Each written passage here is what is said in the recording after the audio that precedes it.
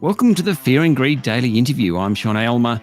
Anyone involved in cryptocurrency would be familiar with Coinbase. It's the largest crypto exchange in the US, listed on the NASDAQ, and the only exchange in the world to be regulated by the SEC. And last week, it launched in Australia. Remember, this is general information only, and you should get professional advice before making an investment decision. John O'Loughlin is the Coinbase Australia Country Director. John, welcome to Fear and Greed. Hey, g'day, Sean. Thanks for having me. Okay, so break it right down for someone like me, John. What exactly does Coinbase do?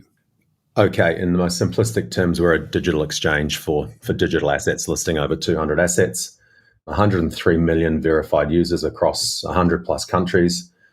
H1 2022, $500 billion USD traded, 256 billion USD of assets on platform, 30 billion plus assets on platform are staked across over 25 protocols.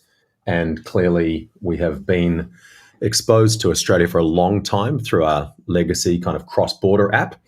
And last week we were delighted to launch an Australian kind of dedicated app with a bunch of features to make it vastly more easy to trade. The underarching mission of Coinbase, from our founder, Brian Armstrong, right through to the entire organization. And this is really very much the kind of tenet and culture of every employee at the company, is increasing economic freedom in the world. And that's really simple. I think we all know that crypto and blockchain Web3 is a huge democratization of finance potentially, and that's what we're about. In terms of, the foundations of the business, trust, safety, ease of use. It sounds kind of simple and pedestrian, but I think, coming from a financial services background and working for some big marketplaces and big payment rails and providers and wallets before, in 2022, and particularly in Australia in October 2022, those three things, or the first two, trust and safety, are paramount. So that's a huge part of our brand, and I believe our brand premium and value is around that trust and ease of use. Okay, so how many people were already using Coinbase in Australia, and what does the change mean for them? So we had well north of 1 million users in the market over the last decade plus, and those people might have picked up the app when they're overseas or in another life. At some point in time, we thought it was important to migrate them all to an Australian entity. The major feature, which is really a game changer for everyone, is that we're now integrated on the MPP, the new payment platform, via PayID. And our partner, really impressive, fast rising, fintech player, Zepto. I don't know if your users have heard of Zepto, but they're a provider to a lot of marketplaces, online checkouts, and are really, I think, taking advantage of the efficiency of the Australian payment systems and networks, and we're a beneficiary of that. So PayID gets us into about 95% of all citizens or users with a bank account in Australia, and that allows you within 45 seconds to a minute and a half to kind of re-enter the platform, re-KYC, do all your AML, and be up and running on the old platform. You transfer all your old assets, all your balances. But what it really allows you to do is buy and sell and trade in and out of crypto and cash in and out a lot easier. Right. We call PayID fiat rails, so Aussie dollar rails. Yep. Whereas previously we had a fiat light offering, which relied on Visa and MasterCard debit and credit cards. And there were certain limitations put on how much you could trade at $375, for example. Sometimes it was difficult to cash in and out due to limitations from the banks, and some, lots of people had issues around debanking, et cetera, et cetera. So now we are, fully regulated, both with AUSTRAC.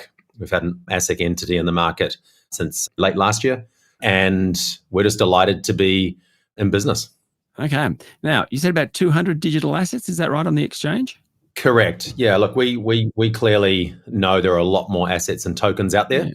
How do you choose the 200 is actually my question. That is the big question that we get asked frequently. And it's been great having all of these colleagues from international in market the last few weeks. Yeah. We've been meeting with every manner of stable coin and gaming token and learn and earn player in the market. And, there's a massive amount of domestic Aussie activity. And we've got a handful of Aussie assets listed as well, which you can find if you search on the app. But, due to being the first publicly traded crypto exchange, the only exchange in the FTSE 500 in terms of largest in the US, and having this history of governance and compliance, we take a very serious approach to reviewing assets. So we have assets listing team. They operate like an independent body, kind of with a Chinese wall around them to avoid any conflict of interest. And it's about, on average, a 75-day due diligence process. Things can happen as quickly as a week. You can be up and listed as quickly as a week if we know the teams, and we're using a variety of offline and online processes. We have a huge library of, fraudulent activity and code that may raise red flags. We actually go out and physically meet and greet teams. We had a really exciting token partner in Australia who'd been listed on some other exchanges, had a few kind of roller coaster experiences and lost some money. And they actually wanted to do a physical meet and greet proof of life of John O'Loughlin at Coinbase. Right. Because they weren't too sure that my email was necessarily real due to some previous experience they have. So we take all this stuff super seriously, big teams dedicated to it, lots of internal systems we've built ourselves. Yep. And lots of classic offline access. We also look at, profiles of teams. We check their LinkedIn, we check their Twitter accounts, all their activity. We check on Discord, Telegram, messages, et cetera, just to make sure these are really verified, real teams and real projects. Like any exchange, the last thing we want is something to kind of pump and dump and kind of trail off into the ether. And that's super important to us. Stay with me, John. We'll be back in a minute.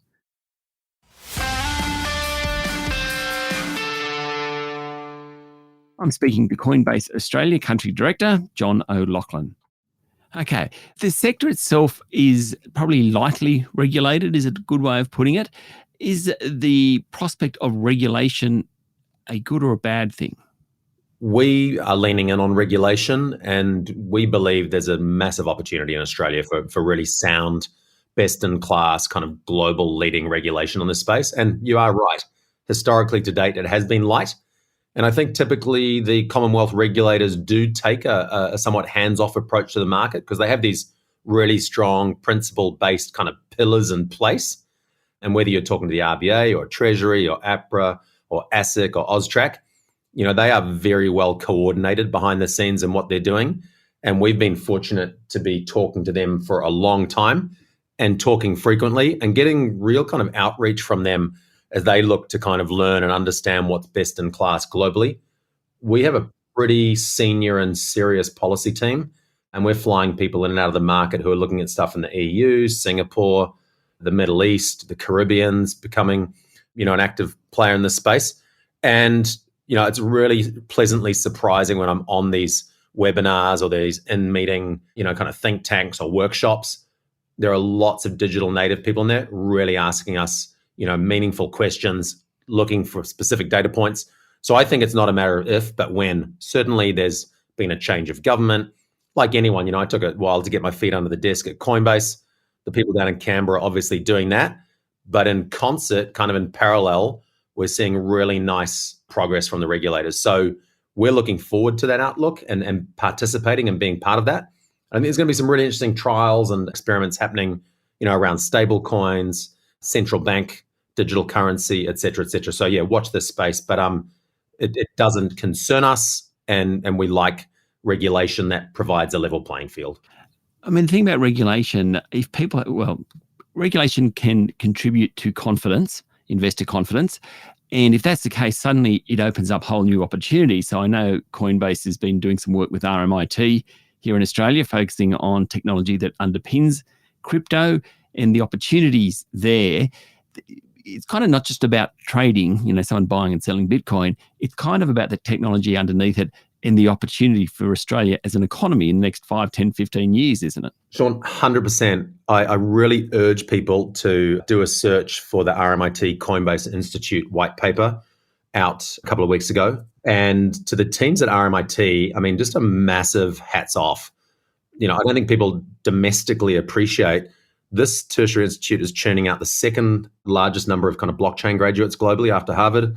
UNSW is a top 10 ranked blockchain program for students.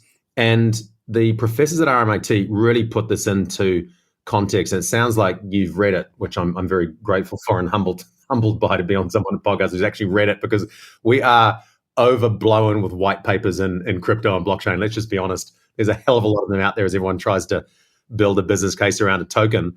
And this is a good one because it looks back at the Australian economy in the context of kind of the end of the colonial era when, we had to stop the subsidies around wool and beef going back to the mothership in England. Then you looked at the post-Bretton Woods monetary system. You looked at terms of trade. You looked at the resources boom, maybe an over-reliance on that. How has the Aussie dollar traditionally played against the US dollar? And then most recently, in the kind of pre-COVID, post-COVID analysis, supply chain security. And that's where super exciting things are happening in terms of, a transparent terms of trade documentation and supply chain, supply finance, et cetera, and even remittances.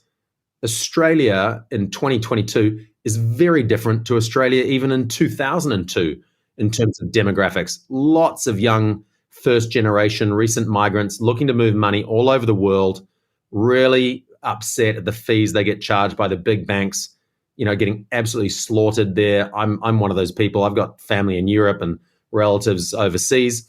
And, very quickly, some of the stablecoin solutions for remittances are proving to be incredibly efficient and fast ways of moving money cross-border. So that's a little bit of a long-winded answer to your question, Sean, but I think you've got to look at it in this context and say, okay, where are we going as an economy in the future? We obviously need more human capital in this space. That's been evidenced at the job summits where they kind of talked about sparkers and tradies becoming solar engineers. I think we've got to take it one step further.